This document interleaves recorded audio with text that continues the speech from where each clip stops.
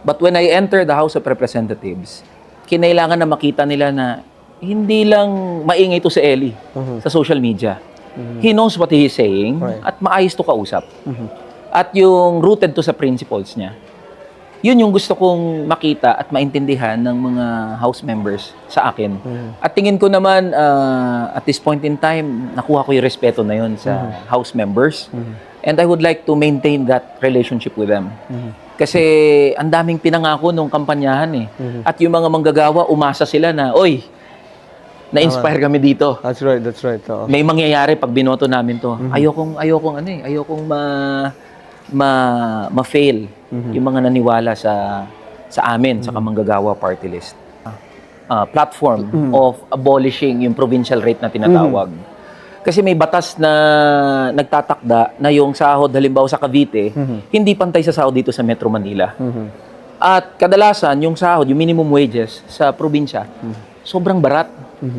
At tingin namin, since 1989, kung kailan naging batas yan, nagbigay siya ng injustice sa mga manggagawa sa probinsya.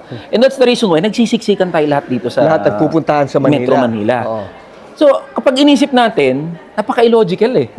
Halimbawa, yung security guard, say for example, sa Bulacan, parehas ng ginagawa ng security guard dito sa Metro Manila. Same risk also. Same risk, Oo. same number of hours, Oo. same nature of job. Pero bakit ang sahod ng manggagawa dito sa Metro Manila, 695, the highest? Pero pag lumipat ka ng Bulacan, nasa around 500 plus na lang ang minimum wage. In the same manner, pag tinignan natin, halimbawa katabi That's ng... daily, ano? Yes. Halimbawa katabi ng Metro Manila, ito napaka-illogical. Las Piñas, ang tawid mo ay Bacoor, Cavite.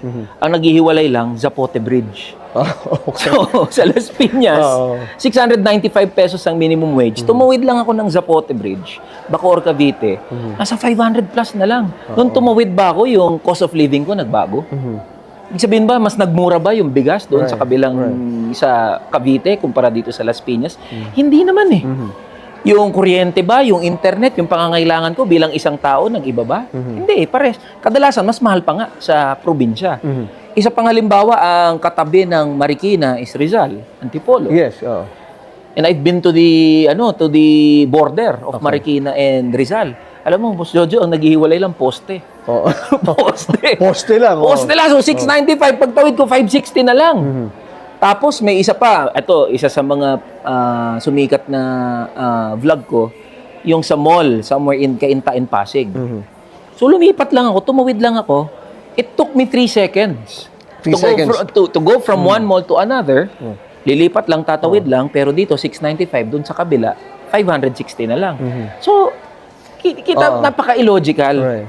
So, ang binabanggit namin, kailangan i-correct itong injustice na to. Na hindi dapat ibata yung sahod doon sa location kung saan ka nakatira. At the same time, gawin nating pantay-pantay yung minimum wage sa Luzon, Visayas, Mindanao, NCR. And we can only do that by repealing RA 6727. By legislation, of course. Yes, by legislation. At alam mo, Boss Jojo, hindi naman to ako lang yung hindi lang naman ako yung nakikipaglaban dito eh. Okay. Marami ang nakikipaglaban dito. So, yun yung pinaglalaban namin, Boss Jojo, na ma-repeal itong batas, yung RA 6727, on the basis na illogical na itakda ang minimum wage according sa lugar, on the basis na yung nature of work, ang construction, ito, madalas kong gamitin na halimbawa, ang construction worker sa Visayas at Mindanao, pares na ginagawa ng construction worker dito sa Metro Manila. Pero magugulat ka, Boss Jojo, ang labor cost dito sa Metro Manila is 800 pesos.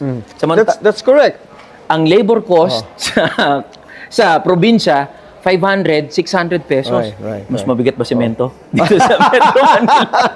Mas magaling ba maglagare? Yung mga... Mas maskulado yata. Diba? Parehas lang naman.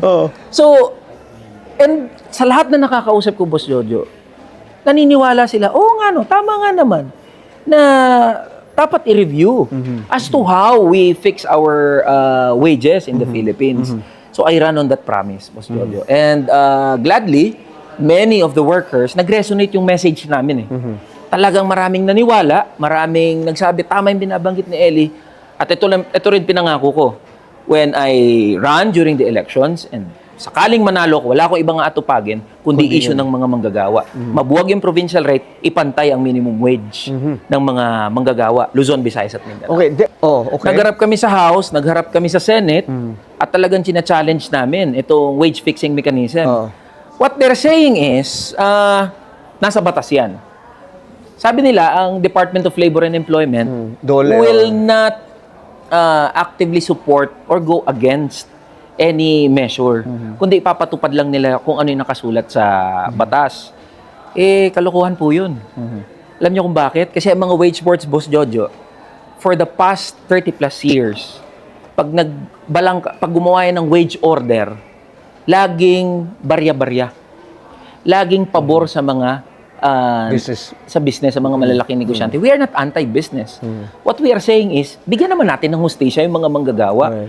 Biruin mo, lagi sasabihin, isipin natin yung capacity to pay ng mga negosyante. Okay, that's fine. Walang problema dyan. Pero pag tinignan natin throughout the years, yung kita ng mga malalaking negosyante, pataas ng pataas.